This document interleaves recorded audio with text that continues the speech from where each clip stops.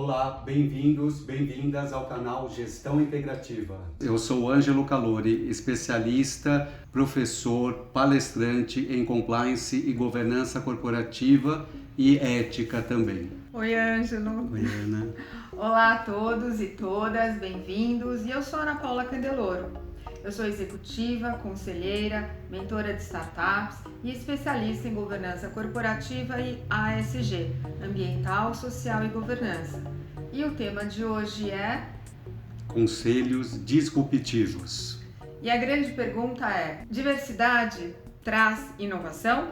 Então vamos nessa, né, Ana? Pessoal, lembrem-se de se inscreverem no canal, dar like e de nos seguir nas redes sociais que estão aparecendo aqui na tela. Já aproveitem para comentar o que vocês esperam desse vídeo e compartilhem também as suas ideias, opiniões e experiências. A gente vai gostar muito de ouvir. E agora, a nossa vinheta.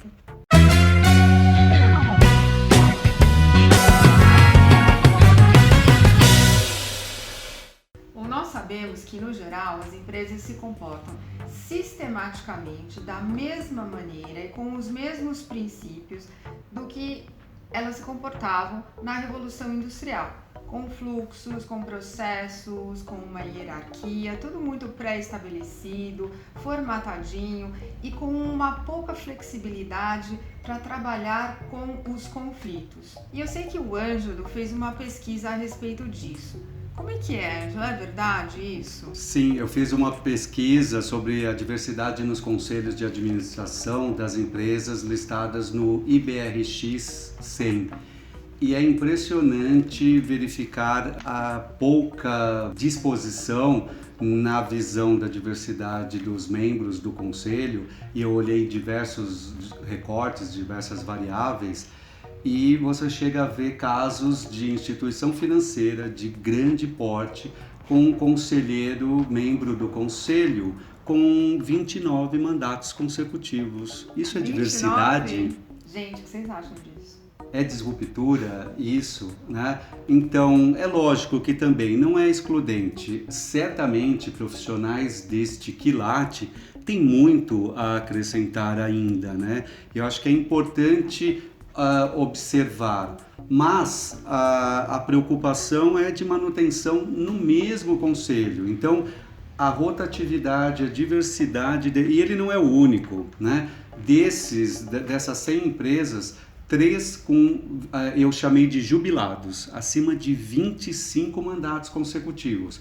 E olha que tem um estudo complementar que eu sugeri fazer na pesquisa, porque imagina que na média são 2 anos por mandato, né? O período de cada mandato. 50 anos lá, alguma coisa está errada. Por isso, eu acho que esse estudo deve ser aprofundado. Inclusive, foi o que eu sugeri nas recomendações, né, de extensão de estudo. Não dá para imaginar que no mesmo lugar, fazendo a mesma coisa, ele possa contribuir. Mesmo porque, como a gente sabe, né, a companhia é um organismo vivo e as preocupações elas vão mudando ao longo da trajetória da organização. Isso. E a governança tem que acompanhar essa história e o conselho da mesma forma. Sim, o conselho como principal, né, como todos os órgãos autorreguladores, como o IBGC, por exemplo, falando da necessidade, da importância que é o papel e a responsabilidade do conselho de administração perante a estratégia da instituição. Então, se o conselho não se movimenta e não é diverso, como a empresa será, né? Se ela é guiada pelo conselho de administração. Tem outras situações, eu falei disso de jubilados, né, que é o outlier mesmo, ponto fora da curva. 25 mandatos consecutivos ou mais é um exagero, mas a média também não é muito diferente. E Ana, a gente estava falando de permanência, que eu acho que a estrutura ainda está muito mais na revolução industrial do que nesse modelo que a gente está provocando aqui, disruptivo, né? No estudo, considerando que a média de permanência para cada mandato, né, pelo estatuto das empresas, eu olhei cada estatuto, cada formulário de referência, de 1,8 ano por mandato.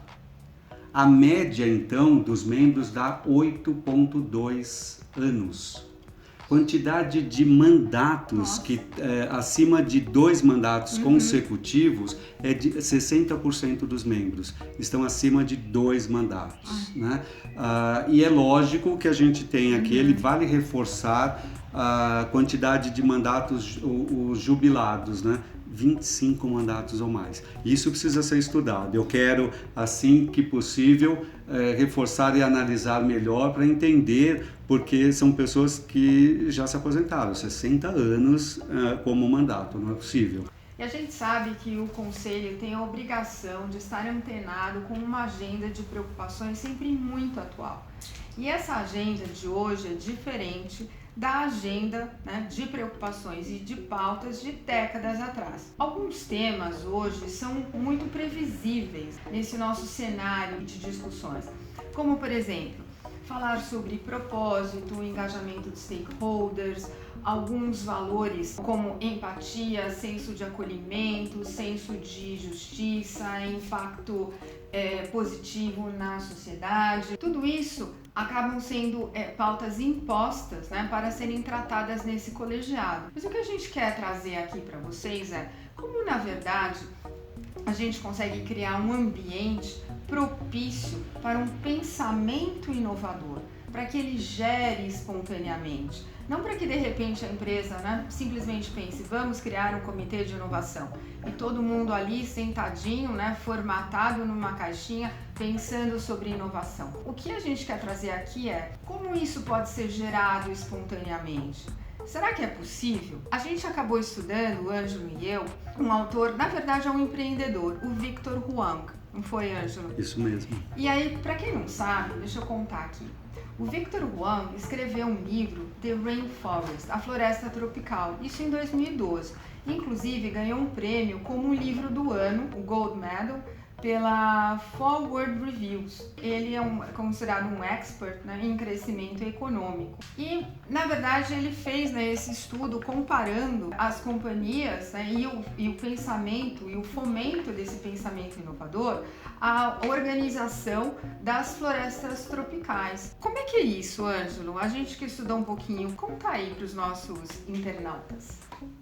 É bastante interessante observar esse paralelo que ele faz com as florestas tropicais, né? Porque, diferente de um contexto, ele faz o contraponto disso com as plantações ou ainda as empresas montadoras de veículos, onde plantações, tudo é muito controlado, os ingredientes, né? O ambiente, o tempo, as sementes, as pragas, e tudo então é muito organizado para garantir o resultado esperado. Enquanto nas florestas tropicais, a comparação que ele faz é não há uma receita a seguir. O que importa não é a receita em si, mas o importante são os ingredientes e como eles se combinam aleatoriamente.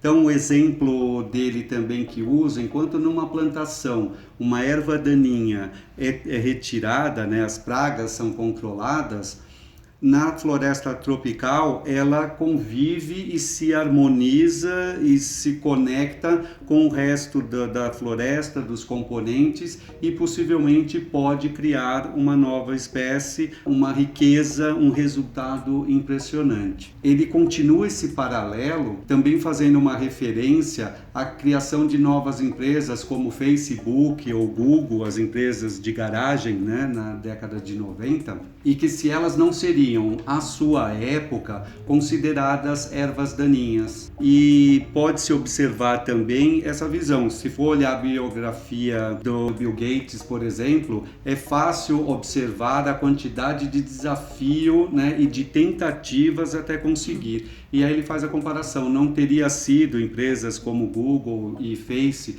consideradas ervas daninhas à sua época, e se elas não pudessem prosperar, não teríamos uma das uma das maiores empresas, né, atualmente.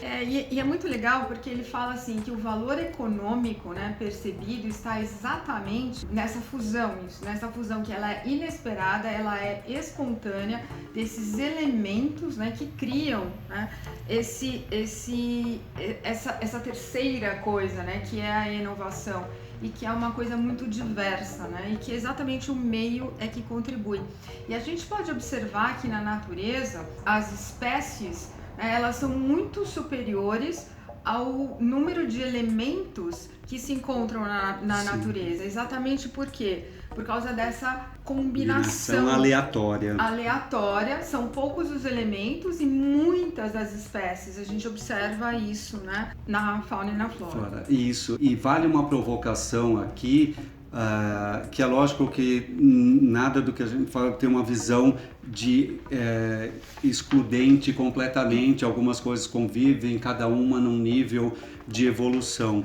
Mas ainda o que a gente vê em muitos casos, né, dos modelos de inovação e de transformação das empresas, ainda assim são guiadas por modelos, padrões, controle de agenda, de verba, de post-its na parede, né? Você tem que, mesmo para inovar, você tem que seguir, mas está muito distante disso do que o Victor Huang comenta, de ser aleatório e natural. Isso passa por outras coisas que a gente vai falar à frente. Eu ia falar um pouquinho sobre as empresas do Vale do Silício, né? Que ele fala também, faz essa alusão, né? Voltando também às florestas tropicais, claro, esse agrupamento que ele é natural, ele é espontâneo, então as pessoas se juntam por vontade própria, né? Como os grupos, né? As startups do próprio Vale do Silício. Então é uma associação por atração.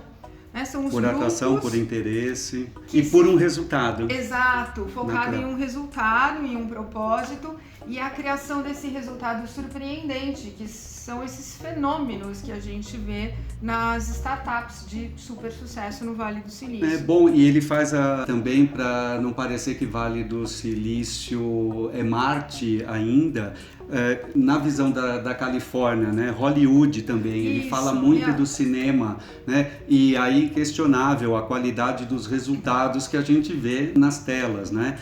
E também é essa característica de atração, de diversidade por projeto, inclusive, e que as pessoas, eventualmente, profissional A, B e C, se encontram em outros projetos, em outros filmes completamente diferentes, de temas diferentes. E também, às vezes, pode ser que fizeram um projeto e nunca mais se encontrem, né? Então é bastante interessante ver que esse resultado de diversidade funciona.